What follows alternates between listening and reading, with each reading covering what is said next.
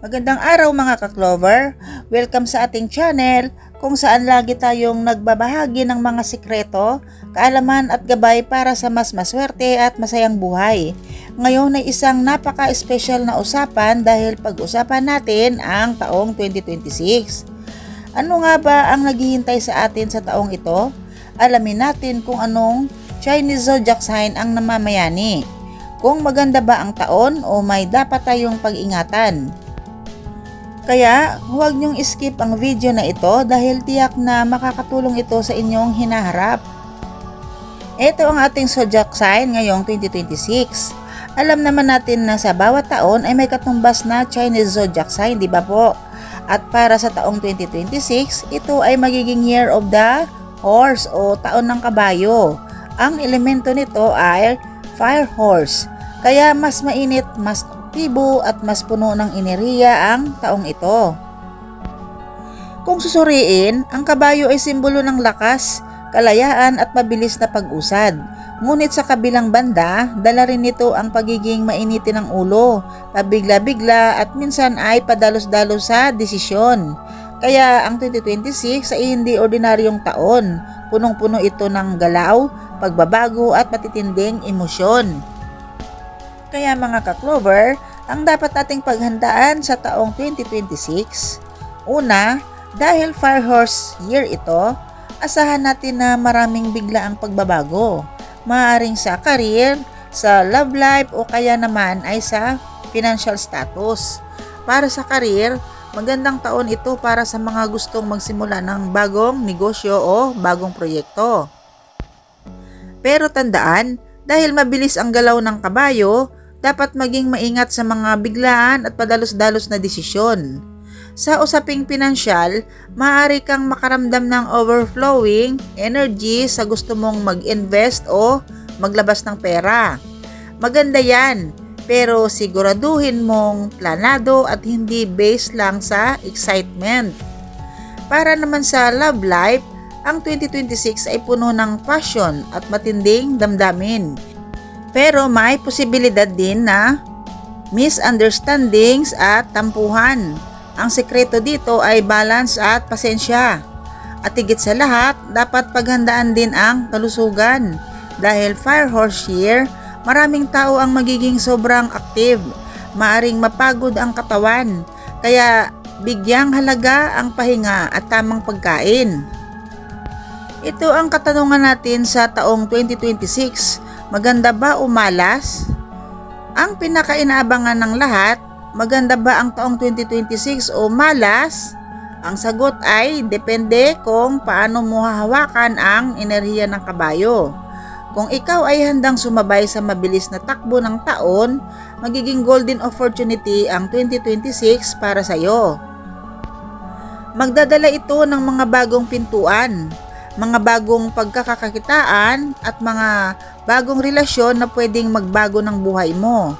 Pero kung hindi mo makokontrol ang init ng ulo, pagiging padalos-dalos at sobra-sobrang energy, maaring mauwi ito sa malas, pagkakamali at pagsisisi. Kaya ang sekreto ay discipline at focus. Ibig sabihin, ang 2026 ay magandang taon, pero para lamang sa mga taong marunong humawak ng sitwasyon at marunong mag-isip bago kumilos. So ito po ang maibibigay kong mga tips para sa inyo para maging maswerte sa Year of the Fire Horse sa 2026. Number 1, magplano ng mabuti. Huwag padalos-dalos sa mga major decisions. Halimbawa, may plano kang magbukas ng negosyo o magtrabaho abroad, dapat pag-isipan muna ng maigi bago simulan ang mga ganitong usapin sa pera. Ay kailangan mong gumastos, mamuhunan, kaya kung hindi mo pinag-iisipan mabuti ang iyong hakbang, ay maaaring malasin ka o kaya na may walang magandang mangyari sa mga desisyon mo. Number 2, pangalagaan ang kalusugan, balansehin ang work at rest. Mga ka-Clover, sa panahon ngayon, marami na ang nagkakasakit dahil sa maling lifestyle ng mga tao sa pagkain at abuso sa katawan. Ang abuso ay halimbawa, ang isang tao ay mabisyo kagaya ng sigarilyo, alak at iba pang bagay na pagpupuyat at dapat nating iwasan dahil walang pinipiling edad ang pagkakaroon ng sakit sa tao. Kaya kailangan balanse at tamang lifestyles ang ginagawa natin sa araw-araw. Number 3, maging kalmado sa love life. Unawain kaysa makipagtalo. Gaya ng kapag may hindi pagkakaunawaan ng isang mag-couple o mag-asawa, ay huwag pairalin ang ego ng bawat mag-partner o kaya naman ayaw magpakumbaba, kasi kapag isa sa ayaw magpakumbaba ay malamang malas ang kalabasan ng inyong pagsasama. Dapat unawain at respeto ang kailangan sa isa't isa. Number 4, maging open-minded sa pagbabago dahil maraming pagbabago ang darating. Embrace it positively. Halimbawa, may opportunity na darating sa'yo, huwag muna pakawalan dahil ang oportunidad ay paminsan-minsan lang dumarating sa isang tao. Kaya huwag sayangin ang pagkakataon dahil sa kilos ng isang kabayo, ang isang pagkakataon na maaring magpaginhawa sa iyo ay biglang maglaho, na para bang sinipa ng isang kabayo, tumalsik ang pagkakataon at hindi na babalik sa iyo. Number 5, magdasal at magtiwala sa Diyos dahil walang taon na tunay na malas kung may pananampalataya at positibong pananaw. Totoo po yan mga ka-Clover, dahil meron nga po tayong kasabihan na sa Diyos ang awa, nasa tao ang gawa, na kapag tayo ay puro kilos lang, minsan nagkakaroon ng problema at hindi talaga nawawala ang problema sa buhay hanggat tayo ay nabubuhay.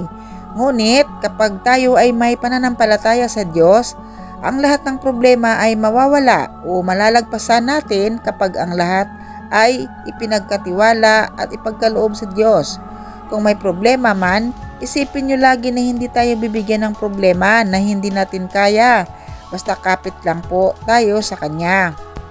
Kaya tandaan po ninyo sa taon ng Fire Horse 2026, napakahalaga ang kontrol sa sarili. Huwag hayaang manaig ang init ng ulo at padalos-dalos na desisyon dahil ito ang maaaring magdala ng kamalasan. Iukit ninyo sa inyong isipan na ang sekreto ng swerte ay nasa 3 bagay. Number 1, disiplina sa isip. Mag-isip muna bago kumilos. Number 2, tibay ng puso. Huwag magpadala sa galit o tukso. At number 3, pananampalataya sa Diyos dahil Siya lang ang makapagbigay ng tunay na gabay. Kung maisasabay ninyo ang tatlong ito, kahit gaano pa kabilis tumakbo ang kabayo ng taong 2026, mananatili kayong nasa tamang direksyon. Tandaan ninyo, ang taong handang magpakumbaba at magdasal ay hindi kailanman mamalasin. Kaya mga ka-Clover, yan ang mga dapat nating paghandaan para sa Year of the Fire Horse 2026. Ang taon na ito ay puno ng enerhiya at pagkakataon. Pero tandaan, ang malas o swerte ay nasa ating kamay. Kung marunong kang magplano, magpakumbaba at magtiwala sa Diyos, siguradong magiging masagana ang iyong buhay. Kung nagustuhan ninyo ang vlog na ito, huwag kalimutang i-like, i-share at i-subscribe sa ating channel dahil dito, hindi lang kayo magiging updated sa mga gabay at tips, kundi magkakaroon din tayo ng inspirasyon sa bawat araw ng inyong buhay. Ako po ang inyong ka-Clover at laging nagpapaalala, ang swerte ay hinahabol ng taong may sipag, tiyaga at pusong handang magpatawad at magmahal.